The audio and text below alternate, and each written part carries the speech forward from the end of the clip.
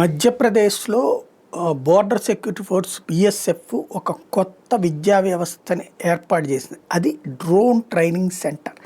BSF జవాన్లందరూ ఖచ్చితంగా అక్కడ శిక్షణ పొందాలి. అట్లాగే కొత్తగా వచ్చే వాళ్ళకు కూడా శిక్షణ. ఎందుకంటే ఆధునిక యుద్ధతంత్రం మారిపోయింది. ఈ కొత్త యుద్ధతంత్రంలో మిస్సైళ్ళతో యుద్ధ విమానాలతో లేకపోతే కనుక ఏవైతే భూమి మీద నుంచి వాడేటటువంటి ట్యాంకులతో మిషన్ గన్తో స్టెన్ గన్తో పేల్చడం, ఇట్లాంటిది ఏ యుద్ధ నీతి లేదు.